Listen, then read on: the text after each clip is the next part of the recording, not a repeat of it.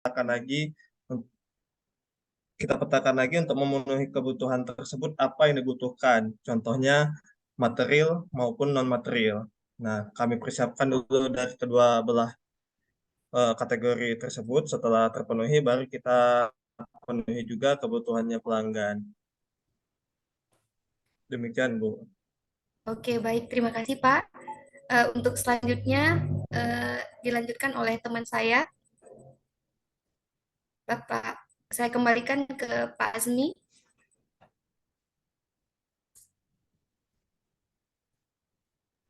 Baik, terima kasih.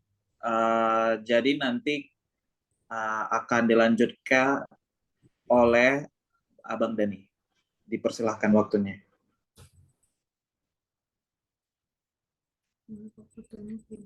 Baik, terima kasih Bapak Azmi.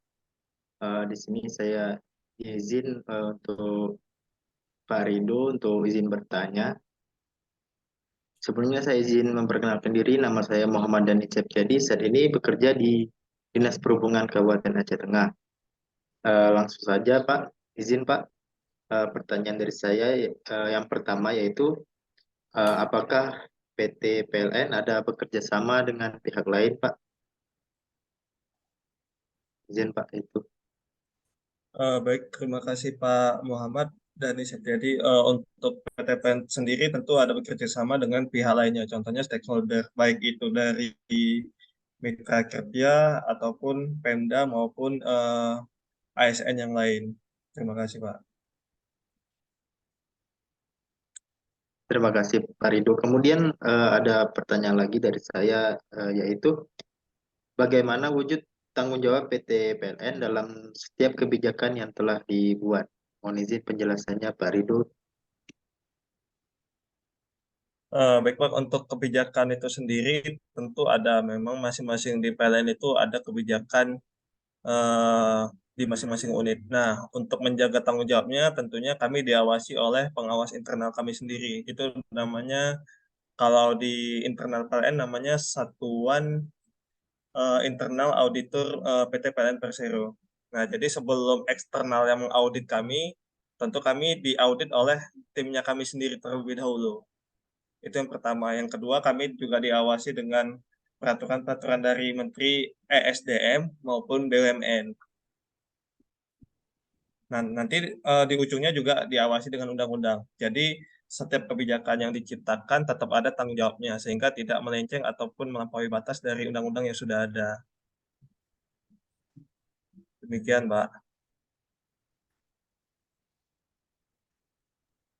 Siap Bapak, terima kasih atas pertanyaannya. Mungkin dari saya cukup. Pak Asmi, saya kembalikan ke Pak Asmi. Terima kasih. Baik, terima kasih atas pertanyaannya Bang Dani dan Bapak Ridho Wahyudi. Untuk pertanyaan terakhir akan ditanyakan oleh Kak Maria. Dipersilakan. Izin Pak. Assalamualaikum warahmatullahi wabarakatuh. Perkenalkan, saya Maria dan saya staf di RSUD Tanyang. Pak, saya mau bertanya, apakah ada inovasi atau program terbaru yang diluncurkan oleh PT PLN agar memudahkan masyarakat dalam mendapatkan pelayanan? Pak. Izin Bu, untuk aplikasi yang dapat memudahkan pelayanan terhadap masyarakat itu memang sudah ada digarap oleh PT Persero sejak dimulai tahun 2020. Ada namanya, kalau boleh Ibu nanti kakak download ataupun disosialisasikan ke kawan-kawannya, kita ada namanya aplikasi PLN Mobile. Nah, PLN Mobile itu kalau dulu kita ngelapor tentang keluhannya PLN, itu kita harus jauh-jauh ke kantor PLN terkait pengaduan listrik kita. Kemudian sekarang sudah beralih sejak tahun 2020 lewat aplikasi PLN Mobile. Nah, jadi segala keluhan, keperluan Ibu Bapak terkait kelistrikan bisa melalui satu aplikasi. Jadi nggak perlu repot-repot lagi ke kantor. Demikian, Bu. Terima kasih Pak. Ini ada satu lagi ya Pak ya. Saya mau bertanya, dalam BUMN sering kita kenal Code Palu Akhlak. yang harus selalu diterapkan dalam menjalankan tugas. Bagaimana penerapan core value akhlak sendiri itu di PT PLN Benang Meriah ini, Pak? Izin Bu, untuk menerapkannya sebetulnya kalau core values-nya memang akhlak, cuman di kami sendiri kan kalau di PLN Bangka Jaran ini tunduknya di Unit Induk Aceh. Nah, jadi Unit Induk Aceh ini menjabarkan lagi dari core values akhlak menjadi budaya. Nah, nama budayanya kalau nggak salah itu Paremusara lah dalam bahasa Aceh. Nah, jadi budayanya itu tetap mengikuti core values-nya akhlak. Sebagai contoh, umpamanya tentang kita ambillah kategori amanah itu sangat penting, Bu. Jadi contoh di kami ini diberikan kepercayaan, megang dan dikasih user, itu harus ada tanggung jawab besar di situ. Walaupun kita bisa apa ya, bisa tanda kutip bermain di situ. Nah, jadi untuk mengawasinya itu tetap ada, misalnya mengawasi yang kayak saya bilang tadi, ada namanya SPI, Bu, Satuan Pengawas Internal. Itulah untuk menjaga dan meningkatkan kualitas core values tadi, Bu. Demikian, Bu. Terima kasih Pak atas jawabannya. Saya kembalikan kepada Dr. Azmi. Terima kasih Kak Maria atas pertanyaannya dan Bapak Ridho Wahyudi atas jawabannya. Jadi saya di sini mau memberikan testimoni ya. Nah, jadi sebenarnya untuk pelayanan PLN saya sangat merasakan sangat bagus gitu Pak Ridho ya. Jadi pernah ada suatu malam di mana mati lampu. Jadi kita langsung di situ ada apa? Call center ya Pak Ridho ya? Namanya ya. Aplikasi pada mobile. Enggak, yang kemarin itu call center kan, yang dari nomor telepon. Ya, jadi kalau kita menghubungi call centernya PLN, nanti akan langsung ditanyakan alamatnya seperti itu. Nanti call centernya itu dari pusat, tapi pelayanannya langsung nanti diteruskan ke unit masing-masing ya, seperti itu Pak Ridho ya.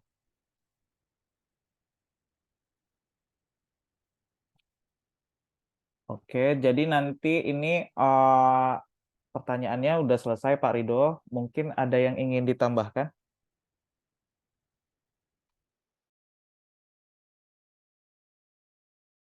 dari teman-teman? Terima kasih Pak Asmi. Ya, Nggak ada, kalau tambahan nggak ada Pak dari saya. ya baik. Mungkin dari teman-teman sendiri ada yang ingin ditanyakan? Izin Pak Hasmi, Iya, Bang Dani. izin menambahkan mungkin ke Pak Ridho. Oh, apa tadi sudah disebutkan untuk penerapan nilai-nilai akhlak yang ada di PLN? Kalau belum mungkin bisa tolong dijelaskan lagi mungkin penerapan per nilai-nilai akhlak. Mungkin amanah itu apa, bagaimana penerapannya, dan seterusnya. Terima kasih Pak Ridho.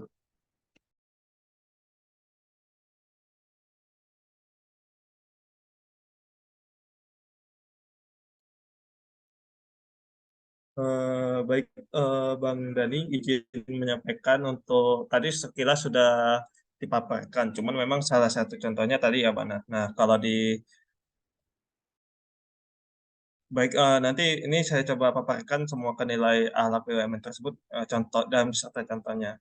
Nah, seperti bagaimana yang pertama itu ada amanah. Nah, kalau contohnya itu penerapannya, jadi di kita itu tentang amanah, masing-masing di kita pegawai ada namanya user, Bang, tentang aplikasi. Nah, di situ memang sangat riskan terjadi manipulasi data dan hal lainnya yang serupa, Pak. Nah, di situ kita dituntut amanah, namun yang menjaga kita amanah atau tidak, kayak yang tadi saya bilang, ada satuan pengawasnya, Pak. Jadi kalau tanda kutip kita tidak bisa menerima amanah ataupun melenceng dari amanah yang sudah diberikan, nanti ada namanya tim audit. Nah, tim audit itulah nanti yang akan mengevaluasi hasil kinerja kita. Kemudian yang kedua, Pak, kompeten. Nah, untuk di PLN sendiri ini memang kita ada banyak kriteria pegawai, sifat maupun sikap. Nah, untuk kompeten ini kita setiap kurang lebih 6 bulan sekali ada namanya ujian, Pak. Nah, di ujian inilah nanti akan diberitahu setelah ujian kompetensinya kita apa dan cocoknya nanti kita di bidang apa. Nah, contoh kalau di PLN unit itu Pak, dia ada kurang lebih 4 bagian. Misalkan dia ada yang pertama pelayanan pelanggan, kayak saya sendiri itu transaksi energi, kemudian teknik dan K3. Nah, untuk menempati bidang keempat tersebut, mereka ini harus ada ujiannya. Jadi kita tahu si pegawai ini cocoknya di mana. Nah, itu contohnya. Kemudian yang ketiga harmonis. Nah, untuk harmonis sendiri, kayak tadi yang saya paparkan di pertama, pegawai PT PLN Persero itu kebanyakan pekerjaannya meliputi dengan kerja tim, bukan dengan individu. Nah, untuk menciptakan keharmonisannya, kita biasanya di sini diadakan seminggu sekali semacam WIG. Kemudian juga ada namanya forum rapat di luar kantor. Jadi di situ bisa diciptakan apa keluh kesahnya pegawai dan diatasi bersama.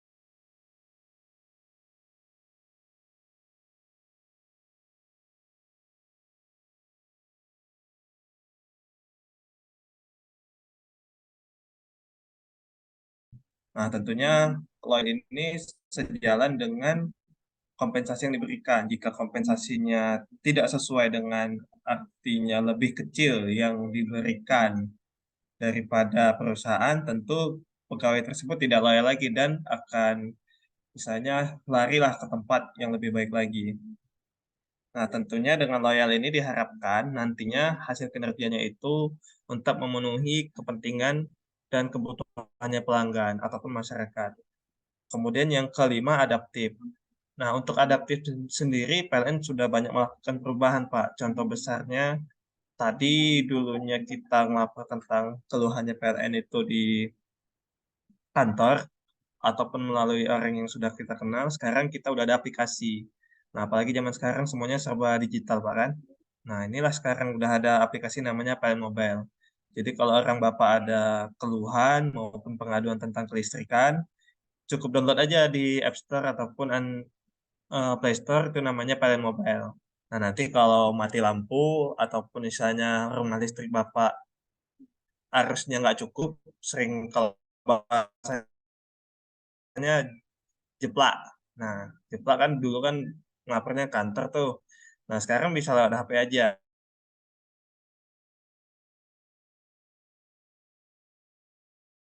eh Dia berhubungan dia Pak dengan harmonis tadi. Nah, untuk menciptakan kolaboratif ini biasanya kita selalu melibatkan stakeholder yang lain. Contoh kita misalkan di bagian bidangnya PLN. Nah, PLN itu skillnya di mana? Kemudian kita untuk menciptakan memenuhi kebutuhan kinerja kita. Contoh misalkan sekarang yang lagi digaungkan oleh Dirut itu ialah bangkit energi listrik baru dan terbarukan. Nah, itu PT PLN Persero sendiri sudah melibatkan tentang tenaga ahli yang lain yang ahli di bidangnya, ahli di bidang energi sumber daya alam. Jadi sekarang PLN itu sudah tidak menggunakan lagi batu bara, sudah menggunakan kayak semacam dari bendungan, kemudian tenaga surya, dan yang terakhir itu ada tenaga uap.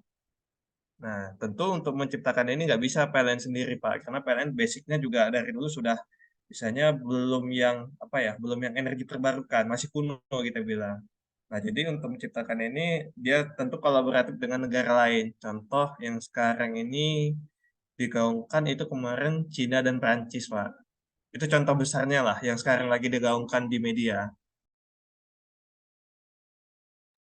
Terima kasih Pak Rido atas penjelasannya. Cukup sangat lengkap ya. Saya kembalikan kepada Pak Asmi. Terima kasih. Terima kasih Bapak Rido atas penjelasannya yang sangat lengkap. Mungkin sebelum kita menutup, ada yang ingin ditambahkan dari teman-teman atau dari Bapak Rido? Ada sih sedikit, Pak. Boleh dong nanti apa Boleh Pak. di dikabarin ke teman-temannya kalau misalkan ada keluhan maupun pengaduan tentang listrik, jangan lagi ke kantor. Buang-buang duit, ngabisin minyak aja kita ke kantor. Bagus download aja aplikasi PLN Mobile-nya. paling kuotanya paling ada 32 MB lah. Nah, itu cara pakainya kurang lebih sama kayak Tokopedia ataupun Shopee. Nah, cuman kan kalau Tokopedia Shopee kan kita bayar kan belanja. Nah, kalau PLN nggak, tanpa biaya. Kecuali tambah daya. Demikian, Mbak Ibu. Baik, Bapak Rido. Jadi aplikasi PLN Mobile ya. Untuk pelaporannya itu langsung ke nasional atau langsung ke unit nyampenya itu, Pak? Dia tetap, Pak, laporannya itu pusatnya langsung dimonitor dari pusat.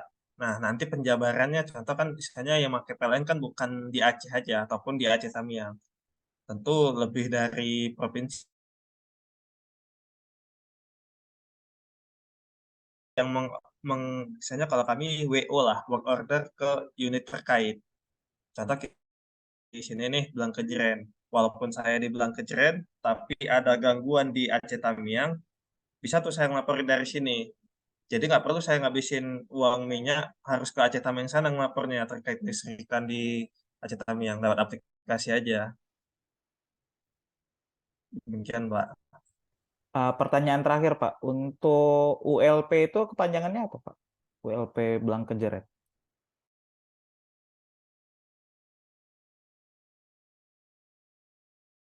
Halo, Bapak Rido. Halo, Bapak Gimana, Rido. Pak? Terus tadi itu sinyalnya. Untuk ULP itu Halo, halo, kepanjangannya halo. apa? ULP itu tadinya kita bukan ULP, Pak, tadinya. Tadinya kami rayon. Nah, sekarang berubah jadi ULP. Nah, kepanjangan ULP itu ialah unit layanan pelanggan. Unit layanan pelanggan ya. Baik, Oh, Pak. iya, Baik, Pak. betul sekali, Pak. Baik, terima kasih Bapak Rido atas penjelasannya dan waktunya. Jadi mungkin langsung kita tutup aja ya, teman-teman. Ya, terima kasih Bapak Rido atas waktunya. Mungkin nanti kalau main-main ke Aceh Tengah, di sini kami ada yang dari Aceh Tengah juga, namanya Muhammad Dani ya. Kalau lagi ke Aceh Tengah mungkin bisa dihubungi. Nggak jauh kan dari Blangkejeren ya? Siap.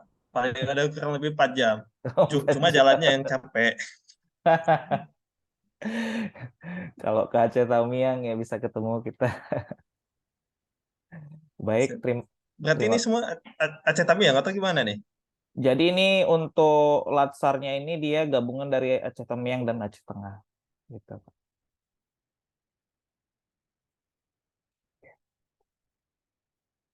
Langsung saja, Pak.